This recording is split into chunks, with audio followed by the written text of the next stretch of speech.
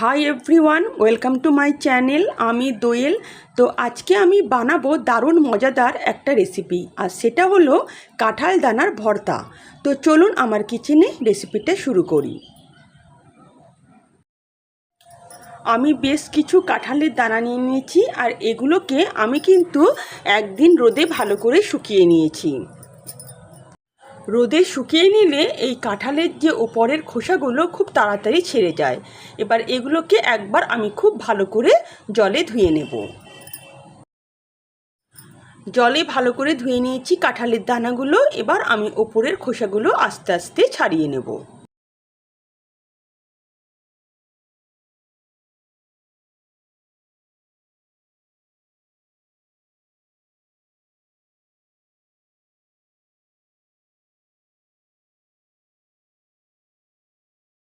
কাঁঠালের দানাগুলোর সব খোসা ছাড়ানো হয়ে গেছে।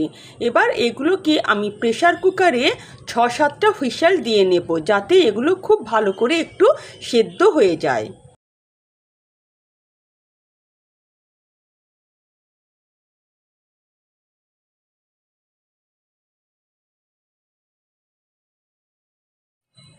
সামান্য পরিমাণ আমি জল দিয়ে দেব। এর মধ্যে আমি নুন হলুদ কিচ্ছু দেব না, শুধুমাত্র বীজগুলোকে আমি কিন্তু সেদ্ধ করে নেব।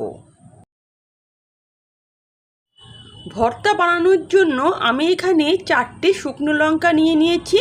2টো বড় সাইজের পেঁয়াজকে আমি সরু সরু করে কেটে নিয়েছি, আর নিয়েছি 15টার মতন রসুনের কোয়া।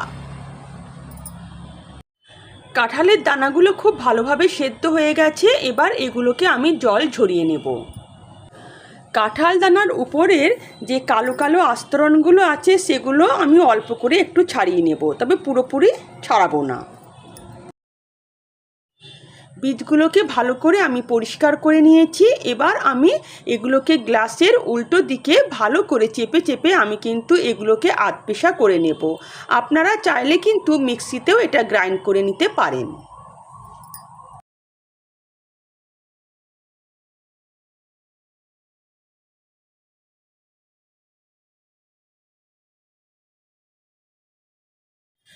কাঁঠালের দানাগুলোকে আমি কিন্তু আধপেশা করে নিয়েছি।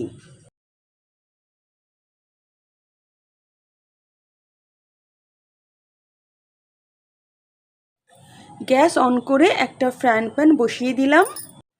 এর মধ্যে আমি 1 টেবিল চামচের মতন সর্ষের তেল নিয়ে নিলাম। ভর্তাটা কিন্তু সর্ষের তেলে করলে বেশি ভালো লাগবে।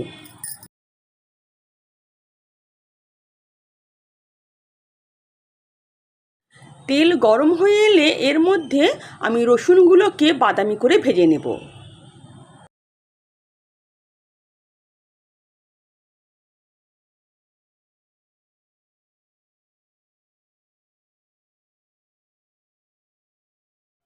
রসুন যখন বাদামি হয়ে আসবে তখন এর মধ্যে 4টে শুকনো লঙ্কা দিয়ে দেব, এবং সেগুলোকেও আমি কিন্তু লাল করে ভেজে নেব। আগে থেকে শুকনো লঙ্কাগুলো দিলে এগুলো কিন্তু আগে পুড়ে যেত, তাই আমি শুকনো লঙ্কাটা পরে দিলাম। রসুন শুকনো লঙ্কাটা খুব ভালো করে ভাজা হয়ে গেছে। এবার এগুলোকে আমি তেল থেকে তুলে নেব।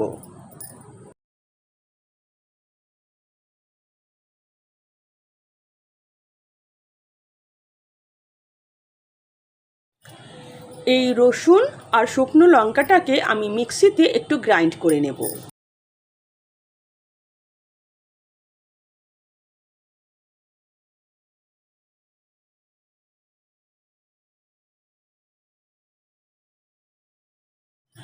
শুকনো লঙ্কা আর রসুনটাকেও এখানে কিন্তু আমি আধপেশা করে নিয়েছি, মসৃণ করে কিন্তু আমি পিষিনি। এখন এটাকে আমি একটা পাত্রের মধ্যে ঢেলে নেব।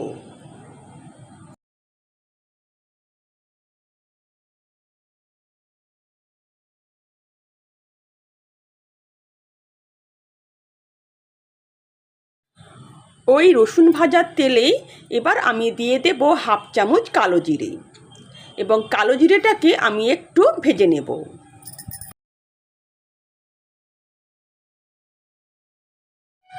কালো জিরে ফুটে উঠলে এর মধ্যে দিয়ে দেব যে 2টো পেঁয়াজকে আমি সরু সরু করে কেটে রেখেছি সেটা, এবং এখানে আমি পেঁয়াজটাকে কিন্তু গোল্ডেন ব্রাউন করে ভেজে নেব।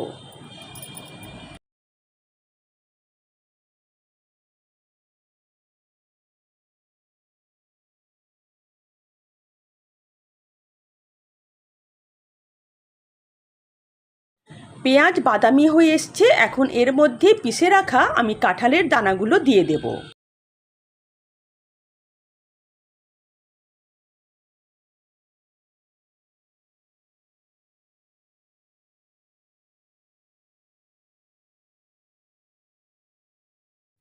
এবার ভালো করে হাতা দিয়ে এটাকে পেঁয়াজ ভাজার সঙ্গে মিশিয়ে নিতে হবে।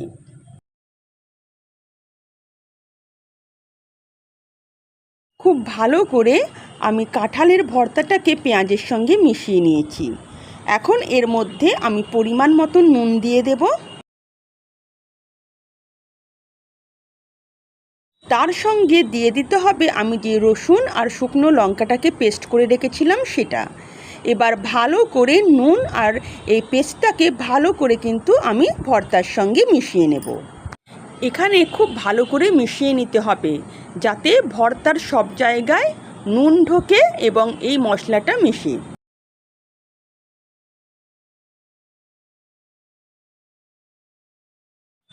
সব উপকরণগুলো ভালোভাবে মিশিয়ে নেওয়ার পর আমি গ্যাসের ফ্লেম বন্ধ করে দেব।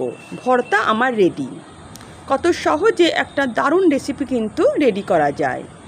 এবার গরম গরম ভাতের সঙ্গে পরিবেশন করব কাঁঠাল দানার ভর্তা।